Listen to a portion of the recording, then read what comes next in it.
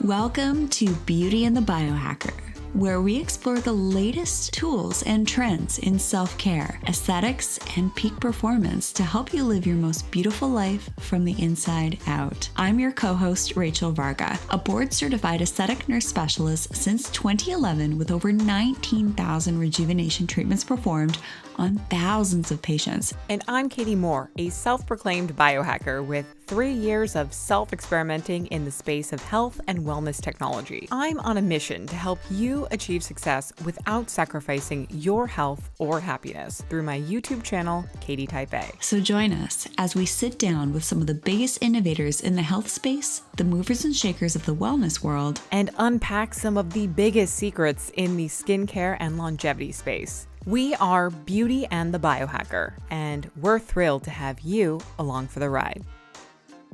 We are so excited today because we have Braeden Pauls, who is the co-founder and CEO of Fume. And if you haven't heard about Fume, guys, we are so excited. This is actually a natural aromatherapy company helping over 30,000 consumers around the world to really create positive habits and change. And so Fume is based where Miss Rachel Varga lives in Canada.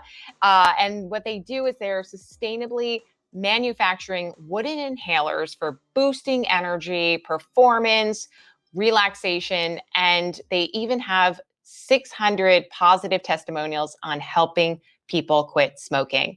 So you guys are still a fairly young company, and yet you've achieved so much.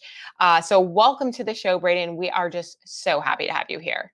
Yeah, thanks so much for having me. Glad I can be here. So let's kick things off with a little bit of your backstory, because I think it's, the whole essential oils concept and idea. I think, we've all experienced essential oils on our hands or skin at some point. And so I'm just kind of curious for you, like, when and what got you interested in essential oils? Does this stem back to your childhood? And then, from that, what was your personal reasoning for starting Fume?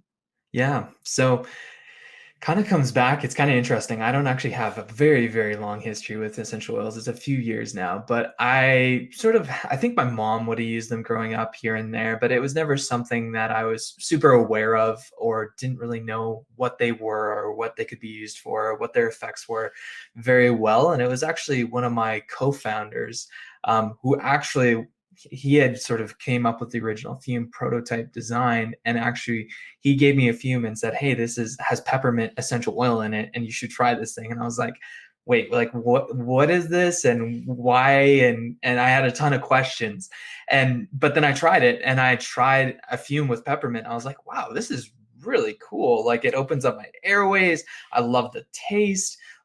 And it was actually, that was kind of my door that opened to actually understanding essential oils, which was insane. And up until that point, most of my conceptions of it were associations with MLMs and associations with, oh, that's just a bunch of woo-woo kind of, mommy blogger stuff that's a little bit weird and that type of thing. And that was my preconceptions. But from that point, I actually became interested and started diving deeper and actually learning a bit more of what the science is behind it. And then also just how these different plant extracts can be used for so many different reasons. So that was kind of my entrance into it, which was kind of funny that it was actually just trying Fume itself. Well, I guess would have been our prototype of Fume, but trying Fume itself was actually the door that opened up essential oils for me. So, and then my personal reason was I tried that product at that point and pretty much was talking with my fellow co-founders, and I said, "Hey, I think this is a product that can help a lot of people in the world, and I would love to get on board with this and see what we can do." So then at that point, that's kind of when I joined in with the company. It wasn't really a company at that point, mostly an idea and a little bit of a side hustle type thing.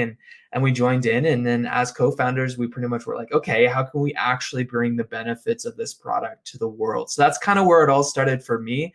And it's been a crazy steep learning curve ever since. I'm sure when you start your own business and you really dive headfirst into that entrepreneurial life, sometimes it just sounds so much better than it actually is. And there is a lot of grunt work in the first part of it that you don't expect, and especially when you're creating a physical product. Like I'm just, I do YouTube reviews and that's fun and dandy, but like you literally manufacture these, hand crafted. That must have taken so much research, product design. Like that is a lot.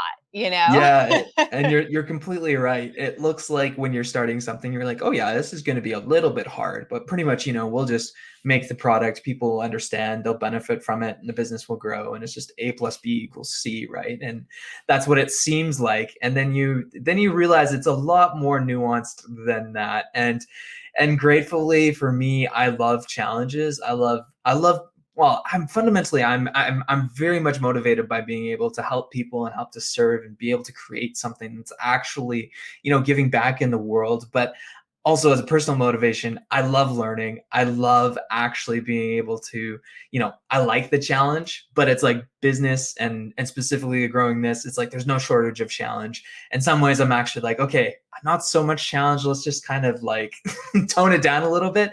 But it's been an incredible journey. And for me, getting the feedback back from customers saying, hey, this has helped me a lot with quitting smoking or with other health issues, and this has improved my life. It's like those testimonials and hearing that back from people, that's what keeps me driven and our whole team driven to just keep on pushing and keep growing. I think that's a great story.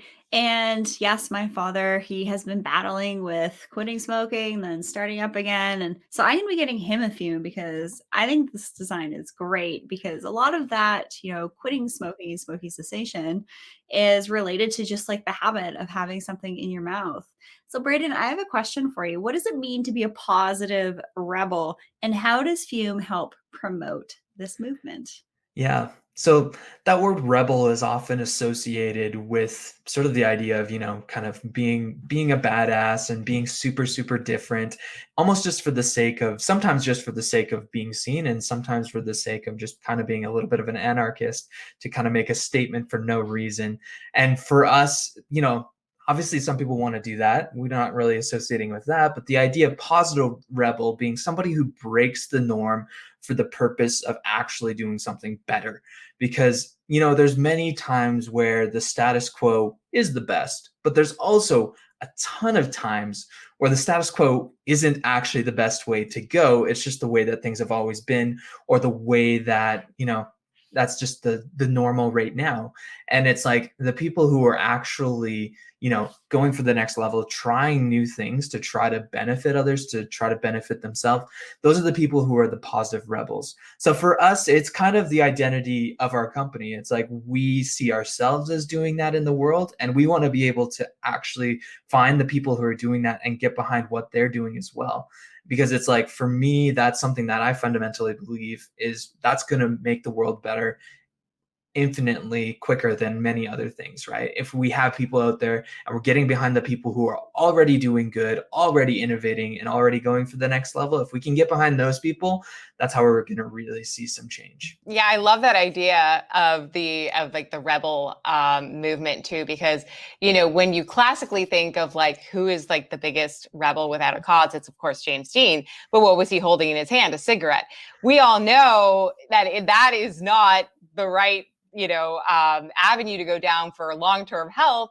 So instead, what you guys have done is you've figured out something that is similar in style and yet different in function. And so I love that you've kind of done a whole like 360 turn on its head with this idea of rebel. Yeah, well, and we love playing with that paradox, right? And that's something that we have to, people see our product and they make that association, and sometimes that association is a negative association, but we want to be able to take that and actually turn, somebody using a fume into being a symbol of like, oh no, no, no, this person isn't a rebel per se. This person is actually like a positive rebel. They're actually using something that's helping them get better and actually is helping the world get better rather than the negative side. So it's fun to kind of play with those concepts that people have and hopefully be able to flip them in a different way. Kitty, are we positive rebels? Oh, 100%. I think, and I'm gonna go out on a limb here. I'm gonna say a lot of the biohackers who are in it for Yeah, the right reason and are trying to help promote healthy living and healthy habits are taking that kind of stance and approach into how they're sharing information and living their own lives. And at the end of the day, it's always like, how do you lead by example, right? And so the people who are actually, showing that they're showing up for themselves through different modalities like this essential oil inhaler, I think it's that's when you're going to start to see a sea change for people for sure. definitely. So let's talk about the nitty gritty because I'm curious. I know you guys have a lot of information on your website, so anybody who's interested in learning more about kind of the backstory and you got some great stuff that you do with nonprofits, go to fumeessential.com, and don't forget, if you want to get a discount, BNB10 will get you a 10% off your first one. But the delivery mechanism. So how safe is this thing to inhale an essential oil? And is it more effective than a diffuser? Yeah. So I guess the typical way that people have thought about essential oils is, either it's a diffuser or it's topical or it's aromatic and sort of, the typical approach out there is that you would put a few drops on your hand, cup it over your mouth, do the tenting type thing. And people have been doing that for a long time. And, essential oils are oftentimes the best way to be able to use them, often is the diffusing, is the tenting, but we kind of were looking at it and we're like, okay, this tenting method, it's effective as far as what it does for you, but it's not effective in how easy it is to use and in how you're actually like, is that something you can put in your pocket? It's also very wasteful. If you're putting drops on your hands, those drops are going to dissipate into the world, pretty much within 2-3 minutes, right? Like your hands are already not, that's going to all be in the air, that essential oil. And it's not the worst thing, but it's kind of wasteful in regards to, if you look at the ratios of how much of a plant it actually takes to distill down that essential oil, it's a lot of plants and it's a lot of usage. So we were looking at it and saying, okay, is there a better method that we could use that uses sort of this traditional way that people have been using for centuries, but then to take that and make it in a more accessible way? So more on the scientific side too. So, you know, essential oils are volatile. They're compounds that are incredibly small. And, if you take some essential oil, if it's pure essential oil, you drop it on the table, it is going to dissipate. It's going to be completely gone. So as far as the safety of it, that makes it incredibly safe in compared to something like an actual oil, like a fatty oil or something along the lines of an olive oil or that type of thing. That's actually, if you put a drop of that on the table, that's just going to stay there indefinitely. It's just going to be there. Whereas a volatile oil, it'll just naturally disperse itself evenly within whatever medium that it is. And it's those high concentrations of a specific substance that lead towards toxicity. So because of that and the sort of chemical structure of essential oils, it makes it something that, yeah, it is something that you can use via inhalation safely. And people have been using aromatherapy for centuries like that for its benefits. So yeah, we're just building along that legacy of history of people doing that and finding a better way for them to be able to do that. How long do the effects typically last? So when I'm fuming, I definitely, do this slow inhale for 20 seconds and then exhale through the nose. And I actually did it the other day and I had a headache and actually it helped relieve my headache. So I think it's just for me having tools in the toolkit to just help me with things with my health and my body that I'm working through. I think this is a great thing to just like have on the go with you. It's great. Just like gives you a moment to deep breathe. But how long would you say that the effects typically last? And can you potentially over fume? Yeah, so how long the effects last would kind of depend on the blend that you're using and the purpose that you're using it for. So there's kind of, I guess I typically would break it out by the, hey, there's physiological effects and the way that the essential oil is actually interacting with your body chemistry. And then there would be more of the psychological effects, which is how the essential oil is kind of triggering different states through scent and actually affecting more of your psychology. And they kind of overlap, but it's a helpful way to be able to kind of make a bit of a distinction. So with the physiological effects, those would vary again with the essential oil, but that when you're inhaling that, it's going to be kind of dispersing itself and eventually going into your bloodstream and just and diffusing itself kind of evenly. So those effects could be, it again, it'll vary, but those would be longer than the effects of, say, the psychological effects, where the psychological effects will pretty much just be there as long as you're actually smelling it, right? And that state is kind of being triggered for you. The classic thing, you come into the house and it's fresh baked cookies, and you just get transported back to your grandma's house when you were a kid, and the smell and it, how it links together with different emotional states. And it's that same thing where you can use different scents to trigger those different states. And yeah, and as far as, I guess, your second question there, can you potentially overfume? You can potentially overdo pretty much everything. Probably if you were just breathing out a fume and then not breathing any other air for an extended amount of time, we're talking hours and hours and hours, I'm guessing there probably could be something that could go wrong.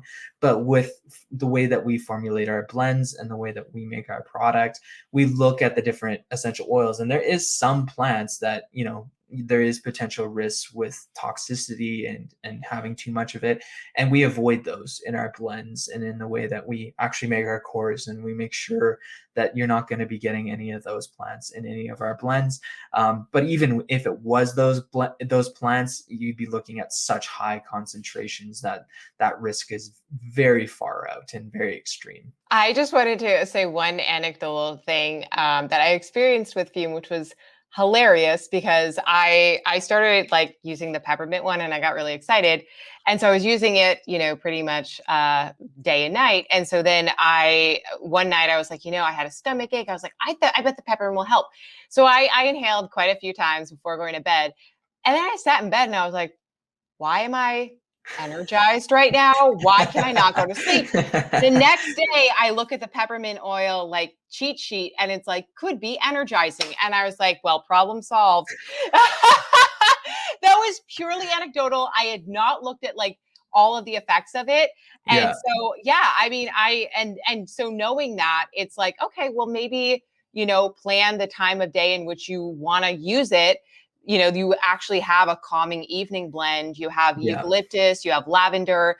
Those are probably the ones you want to stick with at night, not the peppermint, because this thing will get you riled up. Trust me. But yeah, I mean, and speaking of blends, I know that you guys are using therapeutic grade essential oils, which I commend. So talk to me about how these blends are actually formulated. And I know that, in terms of measuring the results, you guys are still a small team. I know that there's a lot of research and development still involved, but like, what are you doing right now to basically beta test these results and see if they're actually working? Yeah. So when we're formulating a blend, it's kind of a combination of taste and efficacy, where we'll kind of choose, hey, we're looking for something that would have these sort of intended effects, either psychologically or physiologically, and then we want to optimize for taste, right? Because again, people will take, the good old fisherman's friend if you have a cold or something, but it's not a good experience. So we want to be able to have that experience be both, it actually tastes good and it is actually effective as well. So that's kind of the formula what we would use for our blends. But that would be kind of taking research of previous studies on, what different essential oils have been shown to have different effects, and then using those studies together in our blending process to sort of create an initial formulation, and then actually testing that with our team ourselves and seeing if that is having the desired effect.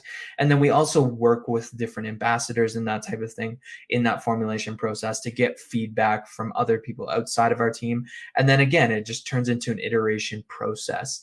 And yeah, that's kind of our process at this point. And we're excited to, in the future, we want to go much bigger. And we also, and be able to have much more extensive studies where we would, be able to say, hey, look at this peer-reviewed article that shows XYZ, and that's the direction that we're going. But at this point, with the scale, we haven't been able to do that.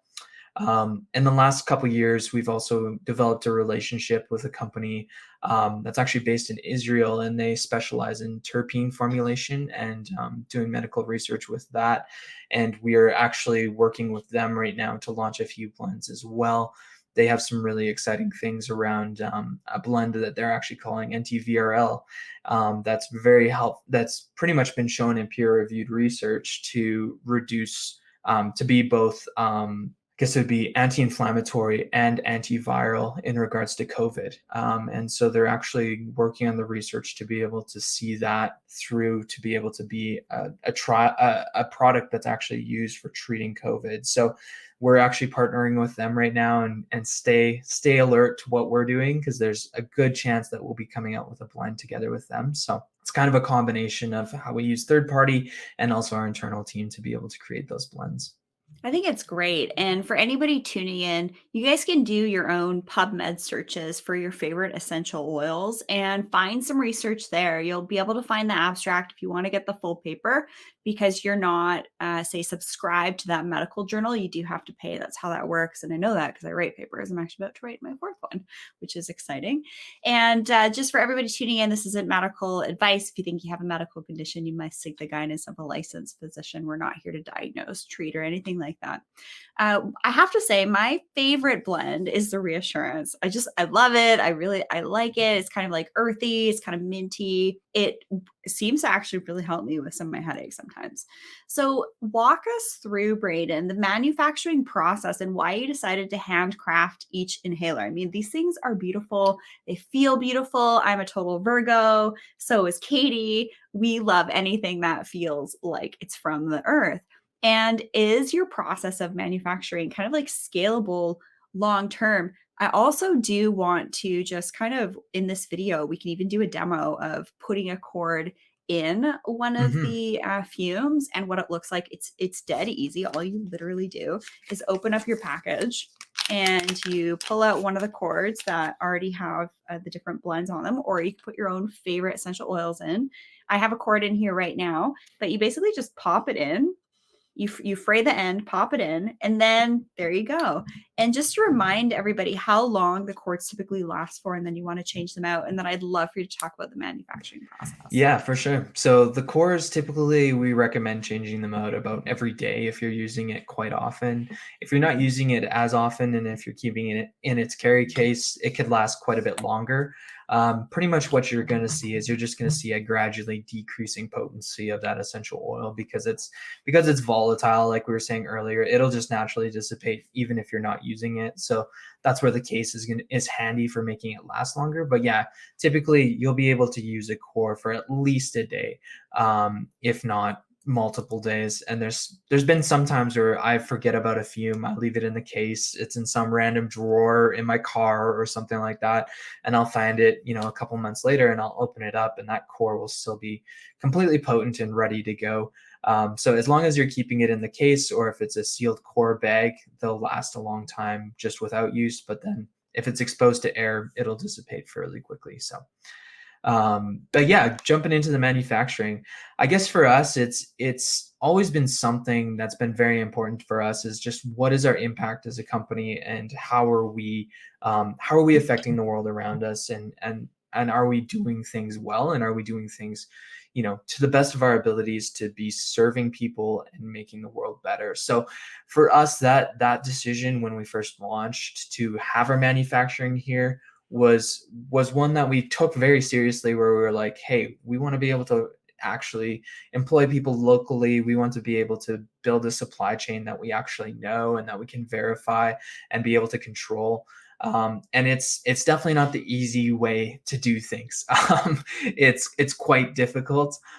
So we are able to, but you get a superior product out of it, which is amazing. And we love being able to serve people with that, because pretty much our manufacturing we'd come from raw wood, and then you'd come out with a fume, right? And that whole process is controlled by our team, and we can optimize all of the little details to get you that superior product, which, working with a third-party manufacturer, it's very hard to be able to do that. And we're incredibly proud that we've been able to accomplish that and do that right here in Canada. And then the bigger question, yeah, what you're saying is, the question being, are we going to be able to scale that long term? And that's going to be a huge challenge for us. That's one that we're wrestling with right now. And how do we do that? And is it possible to build those ethical, sustainable supply chains internationally or with another third party? Those are different things that we're looking at, but for us, that's very important. And I'm not sure if you're familiar with B Corp or the sort of B Corp framework, but that's, for those who are listening, it's a pretty much a framework that businesses can use to be able to sort of rate their success and being able to serve all stakeholders in a business. So including, the community around the business, the staff themselves, the customers, and the environment. How is the company doing in serving all of those? And then pretty much the companies can get a score in regards to that. So we're actually in the process right now of being qualified as a B Corp. So it's something that's very important for us, where it's like, if we're not going to be able to have our own manufacturing, to still be able to set up the supply chains in a way that we can ensure that the quality is there, first of all, and that also that's still being done in a sustainable and ethical way. So we're not quite sure what the future is going to hold, but that's kind of the things that we're trying to figure out at this point as a company. Yeah. And these are part of the growing pains, right? Of, having a startup and then it all of a sudden, being consumed by so many people. It's like, it's a good problem to have, and I'm sure that you guys are a very smart team, and you'll figure out kind of all of the different things that you need to do to keep churning out amazing products like you do. Also, another anecdotal thing, these things are pretty durable. I accidentally left one in my pocket and it went through the washer and dryer and it came out and it still worked. Like the core that was inside was still active. I'm saying like that's a pretty good test. So accidental test. Anyway, I digress. So I personally, this is really a question for me because I don't know how to do this yet, but I have a bunch of blank cores and I got all these like different oils, and I soaked one in peppermint oil and then I put it into my core and I was like, whoa, that was too much. So I was like, how did they do that? So I obviously just like gave up and I like ordered more peppermint ones from you guys. However, I would still like to know, and I'm sure our listeners would like to know, what is the proper way of like adding an essential oil to the blank core? Don't do what I do. And then, do you have to use therapeutic essential oils, etc.? Yeah, so the proper way to be able to put that on your core is just pretty much, you'll just take it, and it's a little bit awkward, which is the reason we actually created cores as we did, is to be able to avoid some of the awkwardness of that process with already having it infused. But the blank cores, pretty much you would take that and then you would just put your drops from your bottle and put about 3 to 4 drops and just drop them onto your core. Then you would fray it slightly and then just insert it in your fume. And yeah, like you're saying, the quality and which essential oils you're using is very, very important, because there's a whole the essential oil industry isn't very regulated, and there's a lot of variance in what can be called an essential oil. And there's been cases that have been found where different companies are, adding different additives into them that aren't even necessarily essential oil or not even the plant. And then there's also variance as far as the potency and the purity. And so it's like, you want to be very pure and very high potency, and obviously no additives is what you're looking for as far as those essential oils.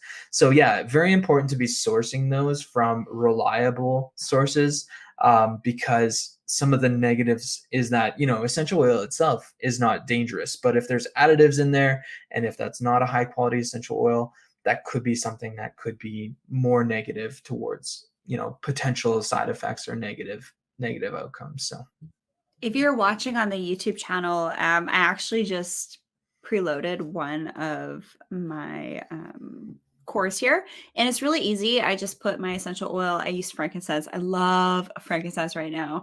And then you just fray the end, and then you put the unfrayed end in your fume. And if you ever want to just like get out your other cord, just like blow it out and it will come out.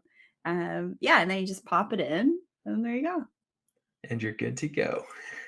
So any good tips for like different blends that maybe you guys don't have yet on the market, but you're thinking about, and how someone who is, say, a biohacker like Rachel and myself could actually use, like, stack with their fumes? Like, do you have any cool recipes for like an infrared sauna or like doing a cold plunge or sleep, etc.? I'm totally Yeah. just about to take your rainforest, fresh start Hawaiian rainforest naturals oil that you sent me. Oh yeah, I sent her one of those, as kind of a homage to the entrepreneur life that she is now embarking on. Like all three of us are, and yeah. So like I mean, I have a great organic like health store here in Kona, and they have more essential oils than I would know what to do with. So that's why I was like, I should ask the essential oil guru, like, what is a good thing to biohack and stack with perfume? Yeah. Yeah. So one of the, I guess there's so many different ways. So specifically making different blends with lavender is incredible for relaxation and sleep and that type of thing. So we have a blend called Reassurance that was formulated for that use specifically. So Rachel was talking about it earlier, but for, being able to calm down, whether that's winding down at the end of the day for getting ready to go to sleep, or if that's just, hey, I'm feeling super stressed out, a lot of anxiety at this point, wanting to take a break during the day and actually breathe and calm down a bit, either use is awesome. We've heard that blends with peppermint and eucalyptus, awesome in the sauna. Oftentimes you would just put some drops in your sauna regardless, but then to be able to use that in a fume, a little bit more efficient, and just being able to open up your airways, really, really awesome, and just get that really clear feeling as you're breathing is incredible. And then, yeah, I guess one of the other ones is we have another blend coming out here. It's going to be launching at about, I think about a month. This for reference, we're April 28th here, I think 2021. But yeah, it's gonna be launching in about a month, and it's actually called Invigorate. So it's formulated with peppermint and other, I think there's some citrus flavors in it and other notes that are just really helpful for giving you that really clear breathing. And that's going to actually be kind of focused specifically on exercise and being able to optimize for exercise for breathing. So we're working with professional athletes and different runners and that type of thing, and testing how that can actually help you breathe better to improve performance, or just to actually just have that energy boost during your day, as you were saying earlier with having taken the peppermint in the evening and then having trouble sleeping. There's a lot of awesome things with peppermint. So peppermint combinations are great. And then the one to go to specifically, if you're looking for something for quitting smoking, the one that has the most research right now is black pepper, in showing how it can reduce those nicotine cravings and being able to help you overcome that addiction. Yeah, the peppermint mistakes were made, but man, I can't get enough of it. Like I take it on my bike rides. I mean, it's like what I like too about the portability of it is like you can pretty much take it anywhere. Although the other day I was in a yoga class with my friend and I rolled it over to him to try before class. And I know some people gave me like the eye, like, what did you just roll to him? Like it was I felt Yeah. I felt like a rebel, like a Yeah, positive there you rebel go. though. Positive rebel for sure. Just helping his airways, guys. Don't worry. I'm just helping his airwaves. Yeah. Anything else you want to add, Rachel, or any other anecdotal crazy stories you've had with your fume? Yeah, Oh, no. let's sign my hubby up. He's a pro athlete. He suffers with allergies. He's like the strongest weak guy I know. So if we can get him doing the fume with some type of blend to help him with seasonal allergies, I think that would be really great. And That sounds great. I for sure, this makes sense to me that there could for certainly be some type of essential oil that would be kind of like vasodilating Yeah. and maybe like open up those little alveoli sacs, which are what's responsible for a gas exchange in our lungs, because that's what's happening. That's where the oils, when we're inhaling them, that's where that transference and making their ways into our cells is happening. So I'd love to hear a little bit more about like seasonal allergy blends, increased oxygenation blends for vasodilation. That'd be kind of cool. Yeah. Yeah. So the seasonal allergies, I think the main ones that have been shown to be effective for that are lemon and lavender, and also a combination with peppermint. So our lemon berry bliss blend is kind of a combination of those and a few other notes. all working together for that opening your airways effect. And I was actually just using that core earlier today, and I've been loving it. It's just so great for opening up your airways, and it also just tastes awesome. So that's the one that you'd want to be using for the seasonal allergies and that type of thing. More on the vasodilation side, you're completely correct. Peppermint and eucalyptus, again, have been sort of the ones that have been shown to have the greatest effect on vasodilation and opening up those airways. That's the most research is there with peppermint and eucalyptus. There's also some other ones that they're looking at right now to see if those effects are there. So yeah, peppermint, eucalyptus, and that's going to be in our Invigorate blend as well, being able to give that option for people. Okay, my favorite smell. This is what happens when you've lived on an island your whole life. Your dad's a carpenter. You love the smell of fresh cedar and fresh pine. That is like my crack, or hearing like a V8 motor with like Flowmaster exhaust. Don't ask me why. So sometimes I'll go in the forest and on some of like the different trees, like the Douglas firs, I'll actually harvest some of the sap and the resin, and then you can Yeah. actually burn that in your home. So if you came up with like some cool Canadian West Coast pine cedar blend, oh my gosh, I would be all over that. If you had a cologne and made a cologne for man, oh dear goodness. Yeah, no, I am so with you on that one. I'm the guy who goes in the forest and I'll just like take a single pine needle and break it in half and then just kind of smell it, because it's just so invigorating and We could be great. friends. And I know, yeah, totally. Yeah.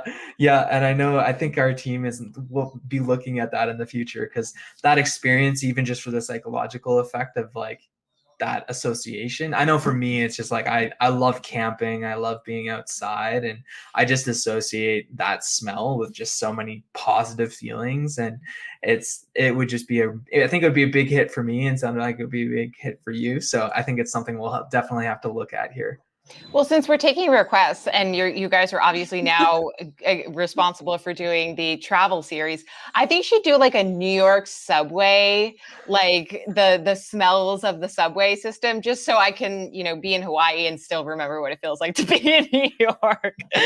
As a reminder every day why I'm here.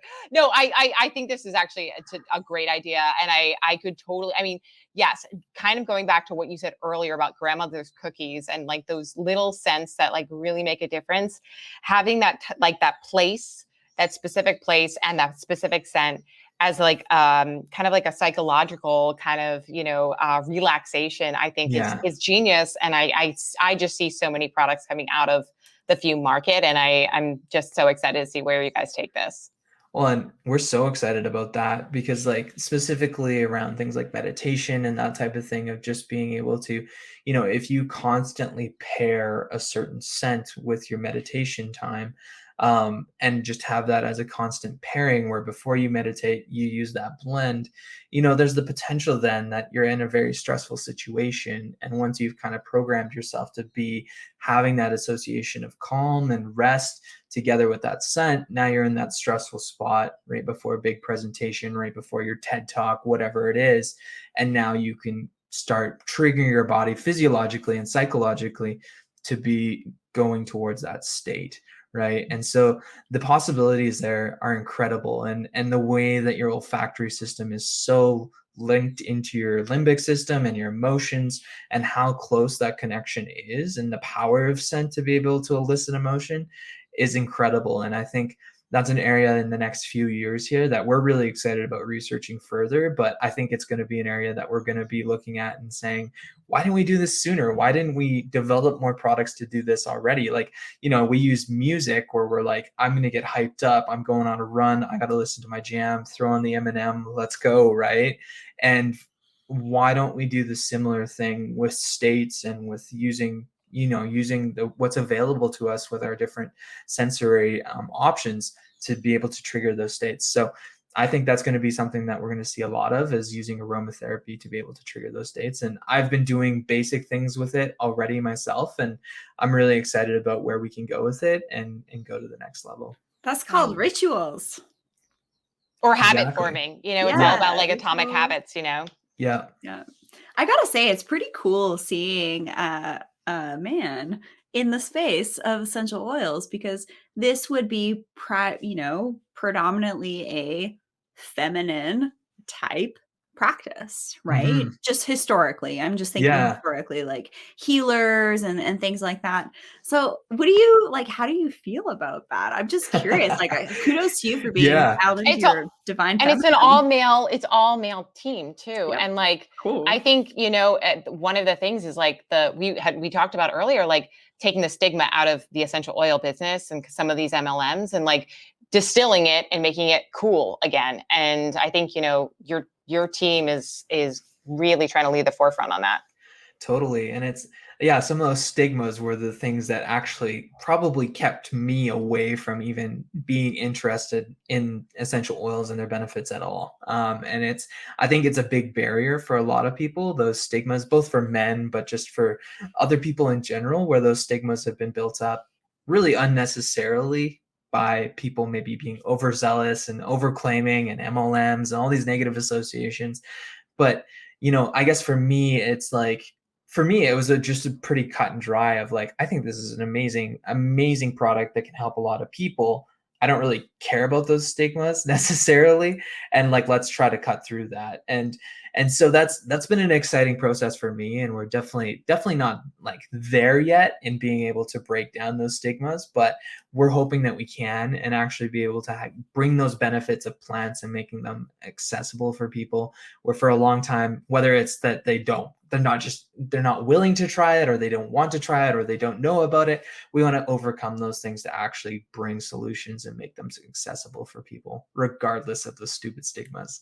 It's like you're Yeah. gonna kind of make the smoking cessation or like vape cessation a little bit cooler for guys, if you will. So I think that's really cool. And I'm definitely getting my dad a fume too.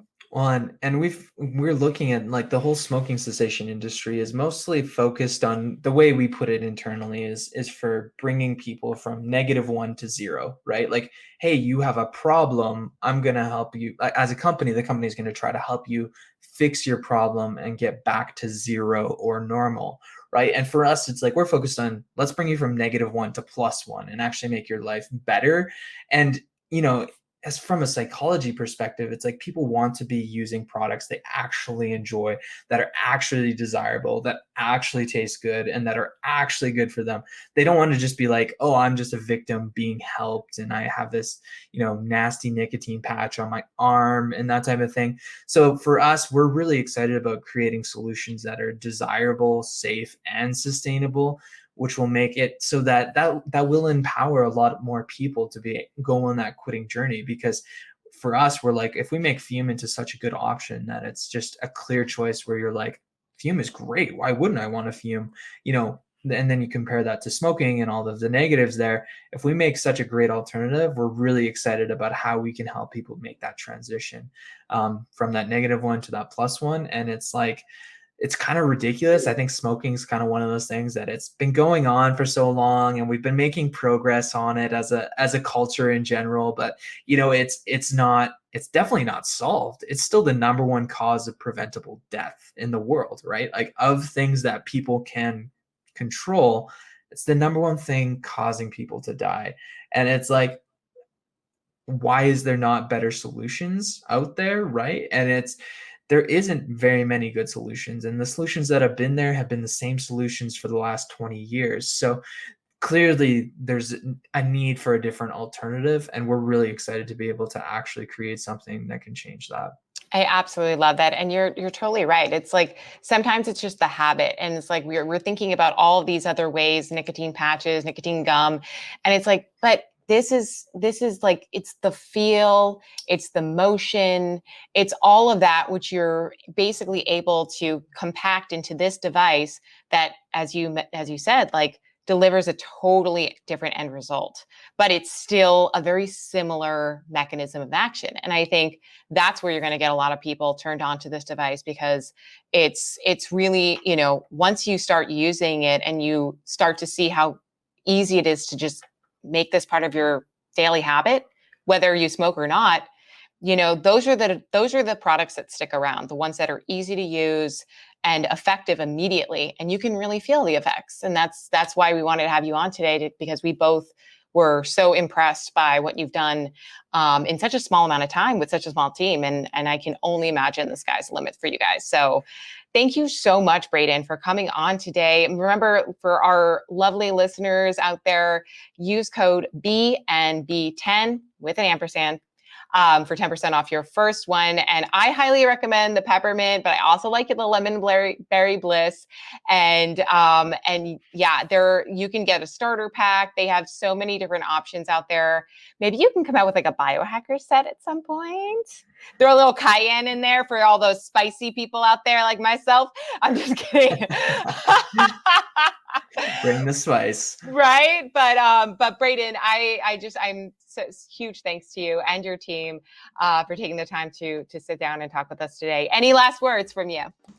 No, I think that's it. I'm just so grateful to be able to meet you guys and to be able to share. This is amazing. Awesome. Well, rock on, and we look forward to continue to fume. Take care. Thanks so much. Thank you guys so much for tuning in to Beauty and the Biohacker today. If you enjoyed this episode, please make sure to leave a comment or share it on your social media account, and we'll give you a shout out. And don't forget to head over to beautyandthebiohacker.com to check out all our episodes and our favorites page, where we include our curated list of products with special discount codes just for you guys. And while you're there, sign up for our newsletter, because we're sharing some exclusive content and giveaways you won't want to miss.